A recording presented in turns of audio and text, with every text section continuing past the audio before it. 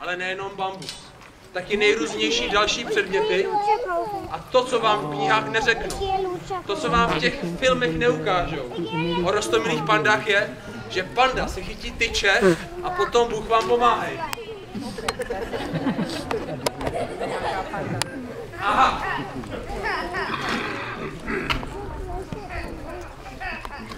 A bojuje naslepo, to je na něm nejhroznější. Já se dost bojím. A je nejhroznější... Nechceš přelínat do letní srsti? Ne, dobře.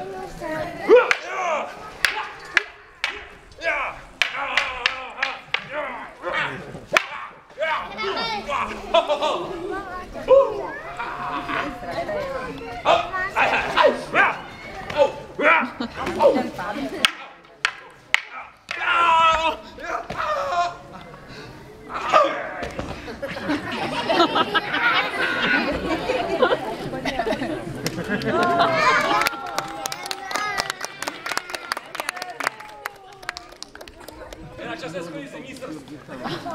Nadáme lice.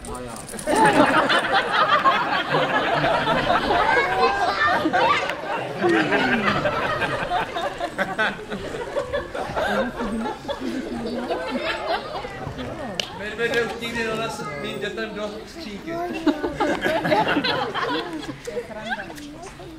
Teď se to mění, protože teď bude mít instruktáž, jak se bránit proti hloupým lidem.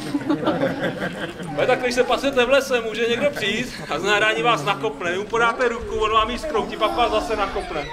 A pak, když do něj šťucháte trošku klackem, tak vás začne mlátit, že jo? A prostě, pak vás to opravdu rozčílí. Braň se, medvěde! Jo!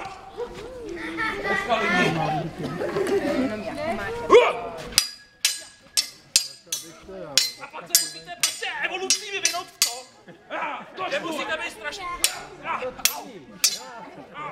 jak ty lidi.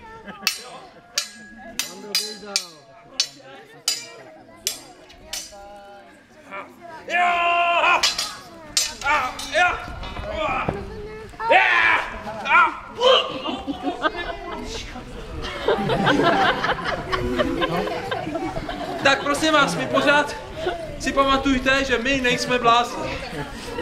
Ale pokud jste dobře počítali, v souboji člověk proti medvědovi je to 1:1. Vy jste si uvědomili, že medvěd je zákeřné zvíře, které předstírá pohodu a přitom se chápe zbraní a bojuje s člověkem. Tou nejhroznější zbraní středověku je meč. Zaplať pámu, že se s ním ještě medvědi nenaučil zacházet. A za meč pokládají třeba kolo. Co medvěda? Bojoval by si s mečem? Ano. Vychází okamžik pravdy. Člověk proti medvědu, meč proti meči, živý tvor proti živému tvoru, obrovskou země.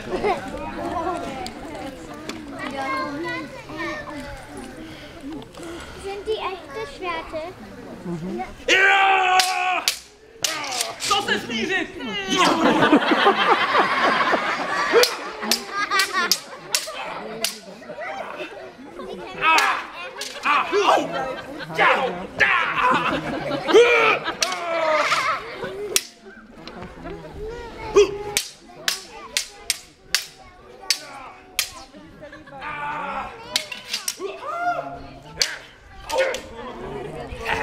Učím se rychle.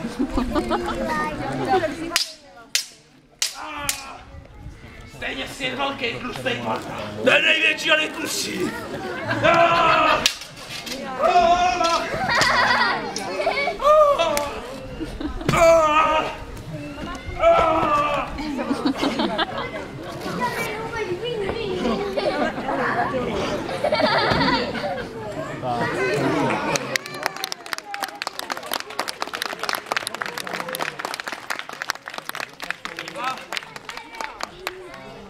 A z této scénky, která pro vaše pobavení a pro podporu točníkovských medvědů měla svou premiéru, první trénink a první čtenou zkoušku právě zde teď, jste pochopili, že i medvěd se svou inteligencí člověku vyrovnat může.